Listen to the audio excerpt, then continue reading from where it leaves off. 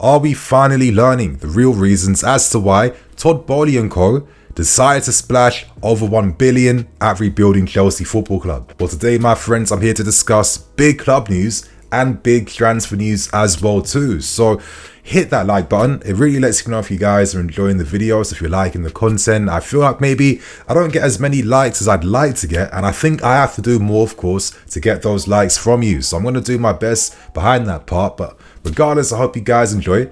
And getting straight into the news, is Newcastle's Bruno set to be our mega money purchase of this summer? Well, today, my friends, I'm here to discuss the report that's been doing the rounds. It's come from AS in Spain, and at the moment, Bruno is said to be one of the most in-demand midfield players in this next window. Man City, United, Liverpool and us are paying great attention surrounding the player, but at the moment the story reports that maybe Man City are showing more progression in terms of making their interests concrete. It states that they're looking to find that partner to play alongside Rodri, which makes a lot of sense because you've seen players like Stones, Akanji, Bernardo Silva and many others form that pivot to play alongside them. And Man City are looking at players like Bruno, Douglas Luiz and Joshua Kimmich, but the report goes on to state that City have already made contact with Bruno's entourage over a potential move, and there seems to be some encouragement from interested parties this window because a price tag of around 150 million should be enough for any clubs to sign Bruno. So that's around £100 million.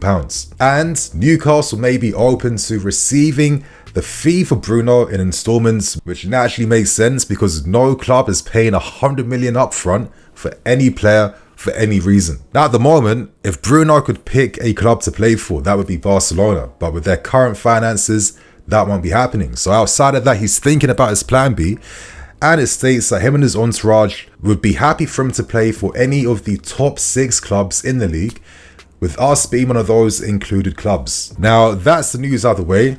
I'm going to give some thoughts and opinions, and I guess my immediate take is that if I could sign one player from Newcastle, it might be Isak. I think his big game records, how he plays, his overall game, the class and what he does, and the fact that he's not even reached his peak yet, he'd be an incredibly exciting guy to make. I guess it's no surprise that we would be turning some attention towards Bruno.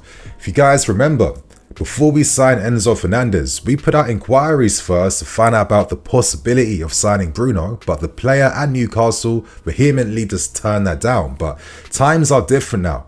Newcastle now must comply with FFP. They're not getting Champions League football.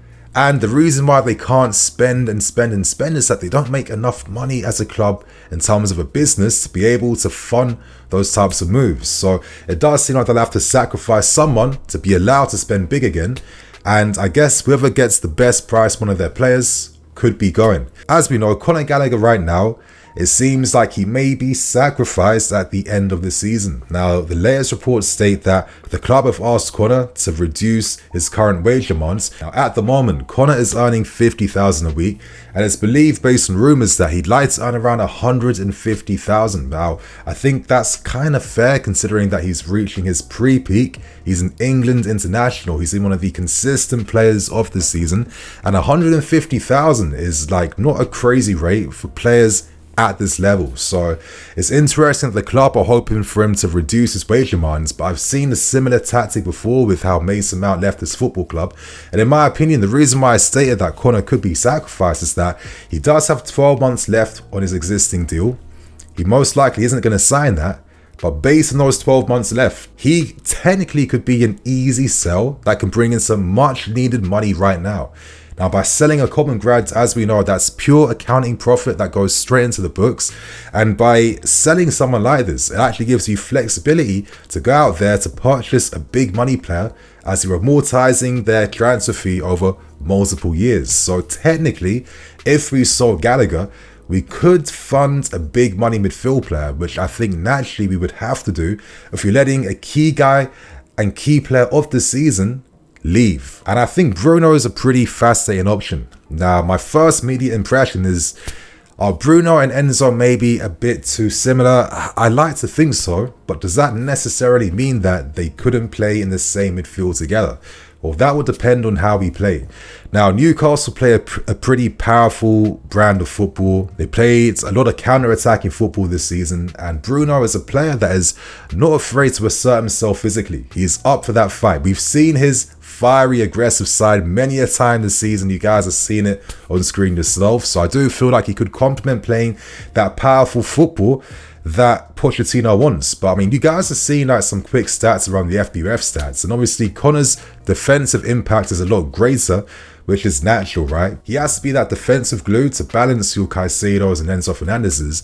And at Newcastle, you know, Bruno has similar players outside of him, and players like Joelinton and players like Longstaff. So if you're technically signing a player like Bruno, again, I'm not saying I have the answers. I'm trying to think about this hypothetically. Would that imply that maybe you have to change the brand of football you play? Maybe we have to become a bit more of like a short passing possession style team that can really utilize having such a technical midfield three. Now, Bruno plays a great supporting role in Newcastle's midfield. So he's the one that creates those pre-assists. He's the one that combines and receives the ball from the centre-backs. He's the guy that makes those late arrivals. So he's an intelligent player. And I do think that, as we're seeing Enzo Fernandez playing a more offensive role this season, where he has a license to crash into the box more, I guess maybe Bruno could be that supportive player either side that can be that glue alongside Caicedo. Caicedo holding Enzo on the left, Bruno on the right hand side. Could that work?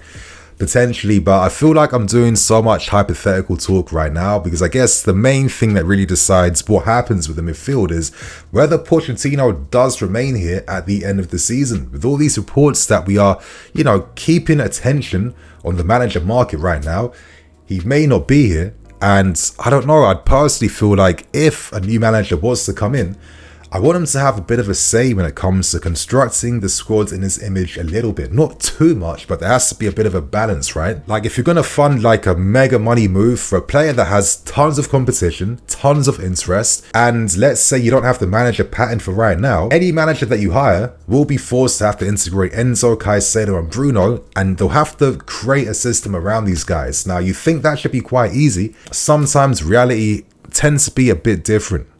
It's a weird one. I think Bruno is a great player for sure. I think that I could see it working with Enzo, Caicedo and him in a midfield three. And I've personally got this impression that when our sporting directors built this team, they had this idea for this particular brand of football that maybe at times we aren't seeing consistently. So maybe Bruno's arrival could make us a lot more efficient in terms of our possession play.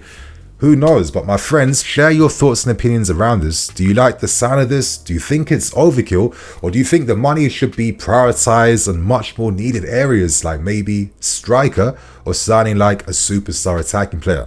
Let us know below. And now let's move on to the second big story today. It comes courtesy of the Daily Mail. And you know what? For the past 2 years, there has been this rumor circulating around why exactly did this new ownership decide to rebuild the club overnight in such an aggressive and fast manner?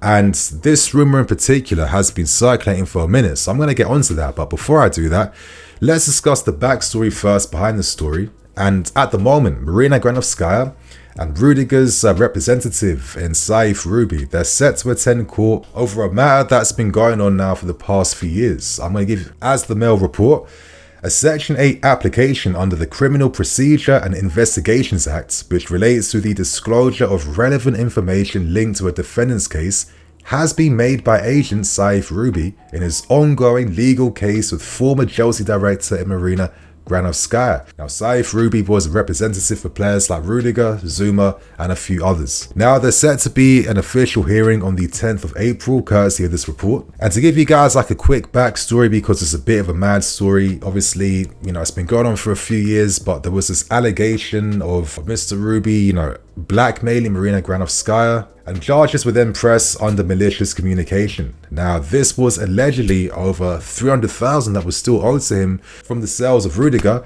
and money from Zuma's sale as well too. Now, listen, I think it'd be dumb to take any sides. You know, obviously it seems like it's a bit of a messy situation. It will come to its conclusion sometime next month though. But the reason why I'm bringing this backstory up to begin with is that due to this case, it's reported that the development of this case could force our new regime to be legally obliged to release information on particular sensitive topics at this football club that naturally you don't want leaked. And you know what? We can't pretend that we haven't been immune to controversies under the previous ownership under Roman Abramovich. Let's not forget things like the transfer ban. You know, we had like 150 rule breaches over the transfers of 69 academy players. And obviously recently, you know, there was a massive expose release detailing Roman Abramovich's use of these like offshore companies to like back channel payments, which are pretty illegal to players, clubs, agents, etc., etc. So I think we can all admit that we haven't been running operations on a very squeaky clean level at this club for many years. And it seems like there's potential for certain information to be required based on this ongoing legal case. And, you know, could our checkered past be exposed? Hopefully not. But obviously, going back to the rumors now over the past 2 years, you're seeing it on screen, but a lot of us has wondered, like, why exactly did we decide to spend so much money in such a short amount of time, you know, spending big in the summer, January, then summer again. It seems like, due to the past misgivings, the rumor states that we're trying to safeguard a possible future where maybe there's a possibility that we receive a 2 to 3 year transfer ban, which obviously there's nothing substantial behind this, but it has been this ever-present rumor that's been going on behind the scenes, and it seems like we could fall foul of this based on the previous ownership's running of this football club. And if that was the case, of course, it would be an absolute nightmare. But I don't think it's worth too much mental energy in like thinking about that hypothetical right now. In the meantime, though, maybe this could explain why we decided to accelerate the rebuilding of this football club. You know, maybe it makes sense behind why we bought so many young players, why we gave these guys such long deals and contracts, because we want to safeguard ourselves for the next few years. Maybe this is why we're accelerating the development of building this multi-network model where, let's say, hypothetically, if we are banned for 2 to 3 years, you like to think there are some talents that are owned by this club on the conveyor belt that could come in, do a job for us, and have that potential to be those first team players. As we know, you know, this new ownership is already dealing with some misgivings from the past already. Hence why they've been so compliant with the Premier League over things like profit and sustainability laws, why they've been cooperating with UEFA as well too over FFP. So it does seem like maybe we're trying to do things the right way to get on top of things in case any bad outcomes come in the future. Who knows? But it does seem like we may get some more concrete answers sometime at the end of April. And who knows what the conversation will be like between us when that time comes. But anyway, that's the second story out of the way. And let's now end things by discussing another report. And the Daily Mail report that we are currently monitoring the talented young Brazilian defender Murillo, who's having a great first season to life in the Premier League. Now, again, some more backstory. As we all know, Nottingham Forest have been deducted 4 points for breaking the PL's profit and sustainability rules, and this could be that they may be forced to sell players to comply again. Now, Forest got charged after being in breach of falling foul to these rules in the 22-23 season, and you know, they just about breached these rules by 34.5 million, as their limit at the time was around 61 million pounds. Now, you know what, I'm going to be cynical, but I find it funny that a team like Nottingham Forest have found themselves in this position. You know, they've spent so much money on players, given such big wages, just never really make any waves in the Premier League, and teams have outperformed them for a fraction of the money spent on players. So it does go to show that to find success as a team in this league is not exclusively just about having all the money in the world, right? But regardless, though, Forest are going to feel like they have been compliant in communication with their financial standings with the PL, and you know, they do have 5 days left to appeal things. Now, they're hoping their appeal will be successful. Maybe they won't get a 4-point deduction, but less than that. That's what they're hoping for right now, because their argument is that technically they only breached these rules by 2 months, and that was because they were waiting for the sale of Brennan Johnson, who later went to Spurs for 47.5 million. So, you know what? There's a potential possibility that that deduction may get reduced, but it does show that the Premier League aren't playing around when it comes to, you know, holding these clubs to accountability, because for them it's about creating that balance and fairness in the league now. And I kind of agree with that. I do care about sporting integrity, and I do think that must be maintained. So I don't think we have to worry. On the other hand, it seems like we have time to shape our future. We can sell players, but obviously going back to Nottingham Forest, it seems like they may have to sell one of their star guys in Murillo. Now they signed him for 50 million from Corinthians, and you know what, obviously he's not perfect, but I'm not going to lie, this guy's exciting. I think what I really like about his game is how comfortable he is when it comes to carrying the ball out from the back, playing under pressure, his composure in the first lines. And he's one of those guys where if he was playing for a better team with better players, you're probably going to notice his skill set even more, and it will come to prominence even more. I mean, the fact that he comes first for things like progressive carries and, you know, successful passes and clearances, and still ranks really high for like ball recoveries, interceptions. This is a good proactive defender that knows how to affect the game out from the back. His defensive rankings will naturally be affected by playing alongside inferior players, or maybe in an inferior setup and system. Now it seems that the main three defensive favourites for this summer are like Lenny Yoro, Diomande and Todibo, but if there's an opportunity for clubs to take advantage of another team's failings, the clubs will do that, and I do think Murillo becomes a very interesting option based on what he's been doing this season.